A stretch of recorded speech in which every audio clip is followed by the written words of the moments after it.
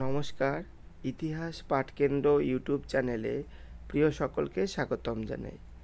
আজকে পিজি ইতিহাস প্রথম বছরের দ্বিতীয় পত্রের পরীক্ষা হয়েছে, সেই পরীক্ষার প্রশ্নপত্র নিয়ে একটু আলোচনা করব।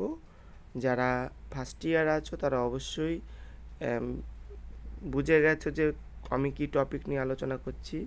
যারা সেকেন্ড ইয়ার আছো তারাও পরিকল্পনা শুরু করে দাও, কারণ প্রশ্নগুলো ঘুরিয়ে আসছে এবং প্রশ্ন খুব কঠিন করা হচ্ছে।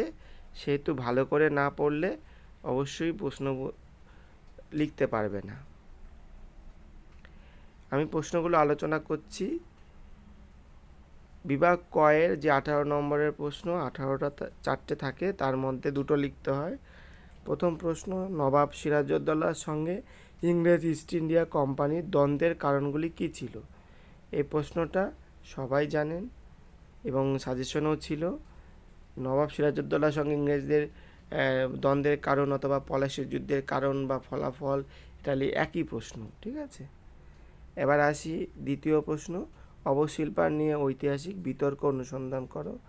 এটাও আমার সাজেশনে ছিল না, তবে সম্পদ নিষ্কাশনে যে বিতর্কটা রয়েছে সেটা যদি কেউ ভালো করে পড়ে থাকো, সে কিছুটা লিখতে পারবে এই উত্তরের সব পক্ষে। 3 নম্বর প্রশ্ন, বাংলার নবজাগরণের চরিত্রগত বৈশিষ্ট্য কী কী ছিল?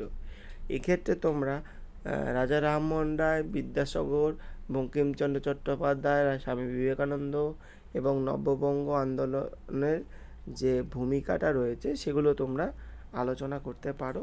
সেক্ষেত্রে কিছুটা তোমরা নাম্বার পেতে পারো। আমার সাজেশনে ছিল না সরাসরিভাবে। 4 নম্বর প্রশ্নটাও ছিল না। এবার আছি বিভাগ খ পেপারে। এখানে 12 নম্বরের 6টা প্রশ্ন থাকে, 3টে লিখতে হয়। 5 দাগের প্রশ্ন, 1760 থেকে 1799 পর্যন্ত সময়কালের মধ্যে ইঙ্গ মহীশূর সম্পর্ক পর্যালোচনা করো। এখানে প্রশ্নটা ঘুরিয়ে এসেছে। আমি সাজেশনে দিয়েছিলাম টিপু সুলতানের সাথে ইংরেজদের সম্পর্ক নিয়ে, তবে শুধু টিপু সুলতান যদি কেউ লিখে থাকো তাহলে ধরে নাও 60% হয়েছে, আর 40% হায়দার আলী সম্পর্কে লিখতে হতো, ঠিক আছে। 6 দাগের প্রশ্ন, 1855 এর সাঁওতাল বিদ্রোহের পটভূমি বিশ্লেষণ করো। এই উত্তরটা আমি দেইনি, তবে সাঁওতাল বিদ্রোহের পটভূমিটা মোটামুটি সবারই জানা আছে। যারা জানো, পটভূমি মানে কোনো সাঁওতাল বিদ্রোহের কারণ, যে কোনো যুদ্ধের কারণ আদিবাসী বিদ্রোহের একই, কোল বিদ্রোহ, মুন্ডা বিদ্রোহ, সবই সেই ইংরেজদের অত্যাচার, এসবের কারণের জন্যই এরা বিদ্রোহ করেছিল। এটা যারা অনেকেই লিখেছো, আমাকে জানিয়েছো, তবুও যারা বুঝে লিখতে পেরেছো তাদেরকে অনেক ধন্যবাদ, যে তুমি নাম্বারটা ভালো পাবে তাহলে এখানে। আর 7 নম্বরের প্রশ্ন, চিরস্থায়ী বন্দোবস্ত প্রভাব, সেটা সাজেশনে ছিল এবং 8 নম্বর প্রশ্নটাও ছিল, নব্যবঙ্গের অবদানের মূল্যায়ন। 9 দাগের প্রশ্নতেই ছিল না, তবে যারা দেওয়ানি লাভ এবং দ্বৈত শাসন ব্যবস্থা সম্পর্কে ডিটেলস জানো তারা কিছুটা এ সম্পর্কে লিখতে পারবে, ঠিক আছে। কারণ দেওয়ানি লাভ এবং দ্বৈত শাসন ব্যবস্থা এবং তোমার সম্পদ নিষ্কাশন ব্যবস্থা, এইগুলো সবই এই অর্থনৈতিক আলোচনার মধ্যে আসবে। 10 নম্বর প্রশ্নটা আমি দেইনি। এবার আছি বিভাগ গ, অর্থাৎ 7 নম্বরে যে 4টে প্রশ্ন লিখতে হয় তার মধ্যে 2টো প্রশ্ন কমন এসেছে। একটা হলো 11 দাগের প্রশ্ন, শিখ শক্তি উত্থানে রঞ্জিত সিংয়ের ভূমিকা, আর 12 দাগের প্রশ্ন, অধীনতামূলক মিত্রতা নীতির মুখ্য শর্তগুলি। বাকি প্রশ্নগুলোই আমার সাজেশনে ছিল না।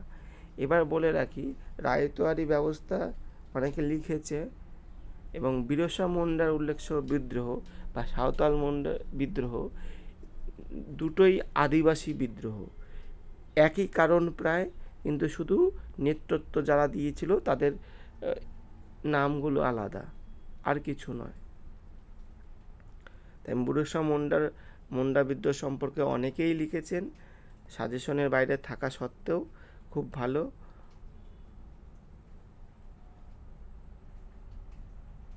এছাড়াও 17 দাগের যে প্রশ্নটা রয়েছে, জাতীয়তাবাদের উন্মেষে বঙ্কিমচন্দ্রের অবদান আলোচনা করো, এই প্রশ্নটা অনেকে লিখেছেন। যেহেতু বাংলার নবজাগরণের ক্ষেত্রে বঙ্কিমচন্দ্রের একটা বিশেষ ভূমিকা রয়েছে এবং স্বাধীনতা সংগ্রামের ক্ষেত্রেও বঙ্কিমচন্দ্রের বন্দে মাতরম পত্রিকার অবদান অনস্বীকার্য।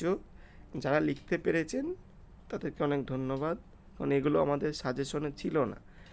তাই প্রশ্নটা কঠিনই করা হয়েছে, তবে যারা একটু প্রশ্ন বুঝে লিখতে পারেন তারা অবশ্যই প্রশ্ন ছেড়ে আসেননি।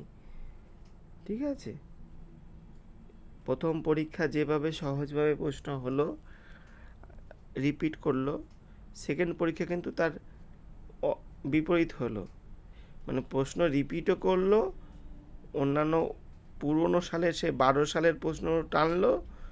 সেক্ষেত্রে সাজেশন যেটা করা হলো তার 60% থেকে 70% কমন এলো মাত্র। যাই হোক, এখানে আরেকটা সুপরামর্শ দিচ্ছি, পরীক্ষা যা হওয়ার হয়ে গেছে, এখন আগামীকাল তৃতীয় পত্রের পরীক্ষা। আমি যাদের প্রস্তুতি আছে তারা পরীক্ষা দেবেন, আর যদি মনে হয় যে দুটো পরীক্ষা বা এই পরীক্ষাটা একটু খারাপ হয়েছে, আমি একদিনের মধ্যে এক রাতের মধ্যে তৈরি হতে পারবো না, সেক্ষেত্রে আপনারা থার্ড পেপারটা ক্যান্সেল করুন পরীক্ষা। আমি বলবো ক্যান্সেল করতে। কেন?